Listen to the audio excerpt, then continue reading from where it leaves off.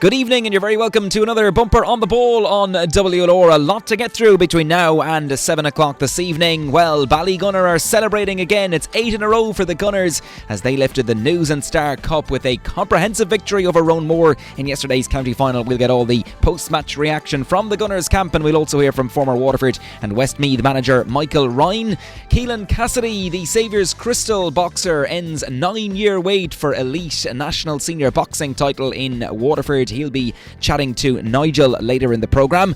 Mark Bircham, the Waterford FC boss, on Saturday's 1-1 draw against Sligo Rovers at the Showgrounds. We'll also look back at the weekend's Premier League action. No shortage of talking points from another busy weekend. Great success and a podium finish for Craig Breen at Rally Finland over the weekend. And we'll also have reports on a busy weekend on the horse racing front with no shortage of local success stories. It's all over and Ballygunner are county champions. They've made it 8 in a row. They've won their 20th county title, and the dream of emulating the great Mount Sinai Erin's own team lives on for the men in black and red from Ballygunner. Proud day for the Gunners, disappointing for Roanmore, but one would have to say the better team by far. Yeah, very good evening to you once again. Monday the 4th of October, and you're very welcome along to the programme. Well, you can guess where we are starting. That was our big match commentator Kieran O'Connor describing the final few moments in our George Corbett Skoda big match yesterday. Ballygunner cruising to an 8th consecutive Waterford County Senior Hurling Championship title in the Welsh Park Sunshine yesterday in what was likely their most convincing performance yet. Ballygunner 227, Roanmore 13 points. Desi Hutchinson hit 1-9 from play as the Gunners had 17 points to spare come full time. What a performance from Desi yesterday. He was everywhere. I don't think he had a wide. Just brilliant to watch, and he was on top form in the red and black jersey yesterday. Darragh O'Sullivan's side were 10 points to the good after just the first quarter. Even the game got off to the perfect start for them when Desi Hutchinson hit the net following a fine pass from Tyg Foley after just 2 minutes. It really set the Gunners up, and there was no looking back after that. They were 112 to 7 up at half time. I'm just going to play you a clip from the aforementioned Gunners boss Darragh O'Sullivan, who was speaking to the media afterwards, and he touched on that first quarter blitz where really they put the game to bed and came out of the traps all guns blazing. Yeah, Michael, the first quarter performance that we had there was probably as good a quarter as we've played in 8 years. That's the reality of what happened there. They were phenomenal that first quarter, playing against a strong wind. I think we got 10-11 points up, and that's what we're looking for. We're looking for a reaction from the lads. We're looking for the work rate, you know what I mean, and that's what they brought to that first quarter. And listen, Roanmore maybe didn't have the experience to deal with that first quarter, and we had, and that possibly was a difference. But look, the lads I'm sick of saying it, they're a phenomenal bunch of people, you know what I mean, and they just continue to drive on, and you see it. Like, there was 5 lads playing today, started today, they didn't play the Munster final 3 years ago.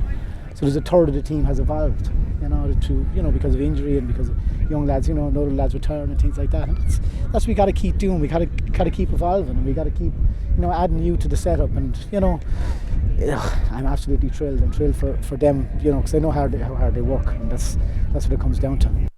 Honest assessment as always, but a very jubilant Ballygunner manager Darragh O'Sullivan after the full-time whistle yesterday. Roanmore just registering a point from play in the opening half. That despite playing with wind advantage, it came from Sean Burke in first half injury time. The second half then really kind of petered out. In fairness to Roanmore, they did run at the Ballygunner defence and gave it everything, but just didn't perform to their capabilities on the day. They had a great run, of course, their first county final in 31 years, but that start that Ballygunner got yesterday, they just couldn't live with the Gunners throughout the 60 minutes. Porrick Mahoney clipping over 9 points yesterday between play and freeze. Deadly accurate as always. Gavin O'Brien was accurate from freeze for Roanmore. Lee Hearn, second half substitute for the Sky Blues, hit 2 points from play. Jake Foley did likewise for Ballygunner before Ballygunner ended with a goal. Cormac Power added the icing to the cake for the Gunners. Conor Power also chipping in with a neat score, and they can now look forward to another tilt at the Munster Club Championship, where they'll face the Clare champions in the provincial quarter final. That'll be taking place at the end of November. 8 weeks, so they have plenty of time to recover and recuperate, as the fella says. But phenomenal performance by Ballygunner, no stopping them. 8 in a row. Once again, full-time score, Ballygunner 227, Roanmore 13 points. And after the game, Stephen O'Keefe announced his retirement from inter-county hurling with Waterford. He's going to be concentrating on the club for the next couple of seasons, and he made that announcement when speaking to TG Carr after yesterday's game. So just going to play you a clip now of the man they called Socky, who was speaking after yesterday's county final triumph. We really wanted to target the start of the game, I suppose, and try and not let Rowan Moore build some momentum, because they're very, very dangerous when they do. And in fairness to the lads, I didn't have much to do with it on the goal now, but you saw all the tacklings going on out around the middle. I think they created a lot of turnovers, and when they did, they punished with points. I think we built up a bit of a lead before the first water break, and I think that was huge for us. It kind of set a platform for us, for the rest of the game, I think, especially against a bit of the breeze. Yeah, 11 points up at the water break. Passage did come back a bit before half-time, so was there still a bit of a serious conversation to be had at that stage? No, they did. I suppose we call them quarters now because of water breaks, so in fairness to Rowan Moore, they really came back strong in the second quarter, I suppose we'll call it now. I think they outscored us 5 or 6 points to 2, so but that's going to happen. They're no pushovers. They're a good team. I think we got off to a really hot start, which helped us, and it allowed us to, I suppose, absorb a few points. I think we lost the second quarter 6-2 or something like that, like I said. So, the good start helped us to absorb that really, and we got in at half time knowing we had a bit of a breeze behind us, and we were in a really strong position to drive on. Yeah, Rowan Moore, of course, that passage. Sorry if I threw you a little bit there. Stephen, Darragh Sullivan has said that was as good a performance he saw out of you. You've been involved throughout the years of this past decade. Was that as good as you've seen? Yeah, it was really, really good. Yeah, in fairness, and I know, like I said again, very quiet on the goal, but just watching from out the field, there seemed to be support runners everywhere, and the passes seemed to be going to hand. Any shots, they seem to be finding their target. Really, really positive, I suppose, and it gives everyone a lift when you see those things coming off that you're working on in training. Because I suppose over the last few weeks we've been stumbling a small bit with our performances. Certain passes not going to hand, maybe shots going wide, or just the standards we'd set for ourselves maybe hasn't been right up there. But in fairness, when it all comes together today on county final day, you have to be very, very pleased. I can ask you briefly, will we see Stephen O'Keefe back in 2022 with Waterford? No, we won't. No, that's finished for me now. In fairness, the two lads, Sean and Billy, are doing brilliant in there now. So there'll be no guarantees. Even if I went back now, there'd be a place for me at this stage. So no, I think I've given it a good 9-10 years now, and that chapter's finished for myself now. So really enjoying playing with the brothers now, and some of the childhood friends here at Ballygunner. It's after giving me a real lease of life, I think, here. So I'm really enjoying it, and not ready to give it up just yet. Well done, your victory today. Yeah, Stephen O'Keefe chatting to Micheál O'Donnell there of TG Carr in Welsh Park yesterday, and didn't, I suppose, have a whole pint to do yesterday, but really an unassuming character, and just goes about his business in the right manner really every time he takes to the field. Going to hear a clip as well of Shane O'Sullivan, who yesterday won his 11th County Senior Hurling Championship medal with the Gunners, the centre back. He's had a phenomenal season, and Jerry Cullen, the Ballygunner chairman, was in the broadcast centre earlier and described him like a good wine, getting better with age. Shane was speaking to our own Tomás McCarthy at the full-time whistle yesterday. Unbelievable. There's never a county final that's easy, and anyone that's ever played in one knows that, so it's as good as the first one. You start to appreciate them all the more as you get that bit older in your career, and you say, geez, they're special moments, and it's great to be even in a county final, never mind to win one. So really, really happy. What do you think that makes this team so hard to beat? I've been beaten now since 2015 in Waterford. Spirit. Can you sum that up for us? I think that's the word. That's it. You have to be here all day to sum that up for you. How would you explain that spirit to someone on the outside?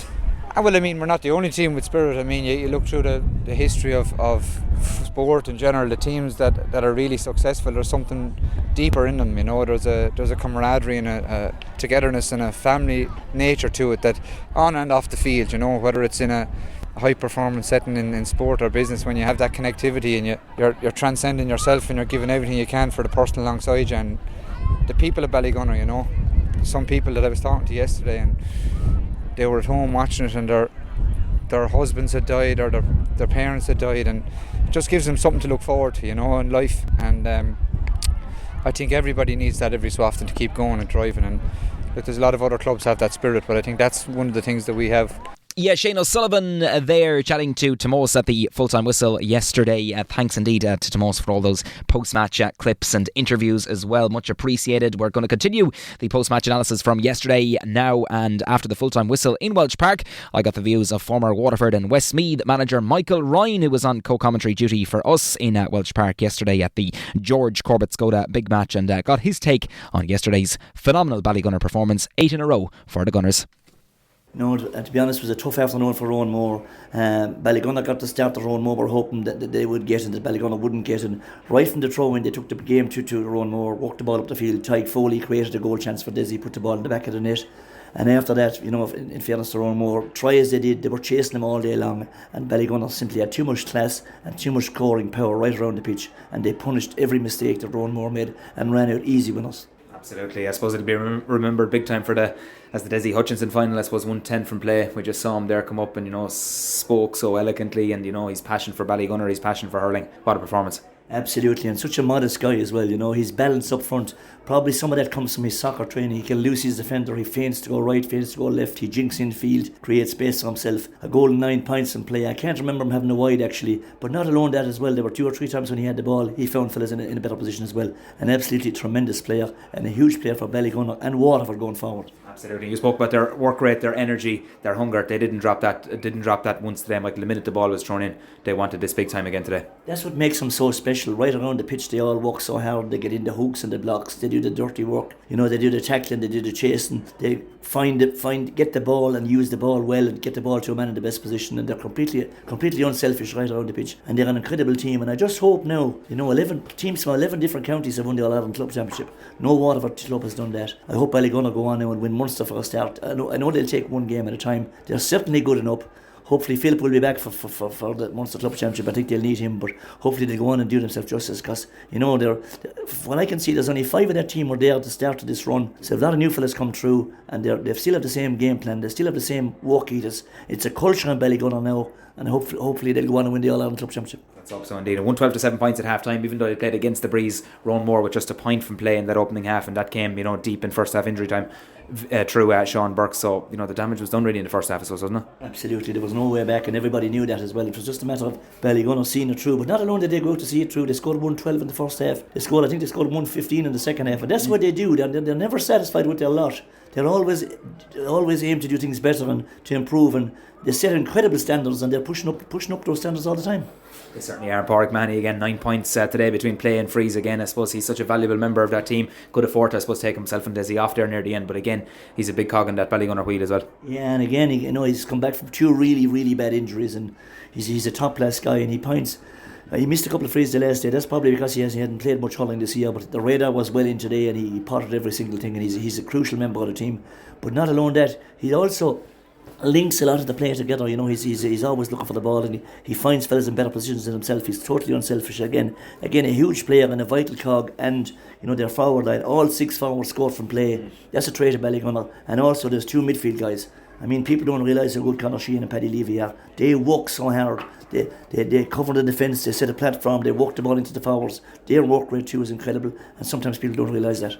Absolutely, yeah, you summed it up well indeed. And as you say, now going on to Munster, and you've guys coming off the bench there. Cormac Power netting a late goal, Jake Foley 2 touches of the ball and 2 points I think as well. So the conveyor belt of talent, Michael, is unbelievable really, isn't it? And it is, and what that does, Gavin, is it makes sure that there's no complacency on the pitch.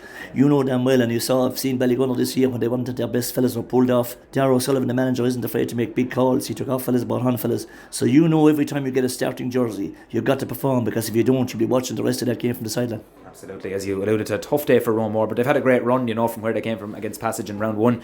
Their championship lives were on the line. They came along then, and they've marched through to a county final, but just, I suppose, didn't get going today. And I suppose, as you mentioned there, they needed that early goal that Ballygunner got. Yeah, and I suppose maybe match nerves, maybe the big occasion, they wouldn't be used to that. Maybe that caught up with them, and they were a little bit nervous, tentative early on, missed a few pickups, lost possession in dangerous areas. And when you lose possession right around the pitch, they know that Ballygunner are going to punish you. But from their point of view, their biggest disappointment will be they didn't play to their potential. Rowan Moore are a lot better than that. They had a really good season. They lost their first game against Passage, but they bounced back. Beat a very fancy Dungarvan team. So I think when they'll sit down to analyse this game, their biggest regret will be not that they lost the county final, but the fact they didn't play to their potential on the day. But no doubt they're young enough and good enough to come back from that. And if Peter Queally sticks around, he'll get more out of that team in the future. Certainly will indeed. Ballygunner are marching through to Munster as well. I know they've won a couple, but they'll want to drive on now and, go maybe one further, or even maybe go beyond and maybe look at an All-Ireland. But knowing Ballygunner, they'll be taking one game at a time, and that starts with the declared champions away at the end of the month, I think. And to win up, and probably that game will be on the Ennis, that won't be simple, that won't be easy, but at least now they have a chance to get their injuries back, get their panel fully focused, get everybody right, and go up to Ennis, and hopefully they'll win that game, and that's the big game for them now. If they win the quarter-final of the Munster Town Championship away in Clare, they'll be set up for the rest of the season, but they won't take that for granted, because that's a very, very difficult assignment. It certainly is indeed. Finally, before we go, just a quick word on last night's relegation battle. De La Salle came out, I suppose, put on the burners early with those 2 early goals. Sean O'Brien from the penalty, and tough evening for Ballysaggart, but De La Salle retaining their top flight status. Yeah, I don't know how De La Salle are in that position, because first of all they've got 6 fellas on the county team. I would know a lot of the De La Salle fellas. They have a really good hurling side. There must be there's something wrong that they're in that position. Their team can go on. I would have expected De La Salle to be at least a semi-final team, if not contesting this final and putting it up to Ballygunner. That's the potential they have. But of course, from Ballysaggart's point of view, you'd have to feel sorry for the entire club. They could have beaten us the first day. They probably had Tala beaten and let it slip. They could easily been contesting the quarter final. Yet they were in a relegation playoff, and they go back down now to the intermediate grade. So very disappointed for them, because they're what the GA is all about, a country club. But it has to be said, on the night there was only 1 winners, and for the first time this season, De La Salle played to their potential, and that's they've got something to work with as well. They've got something to build. They have a lot of really good players.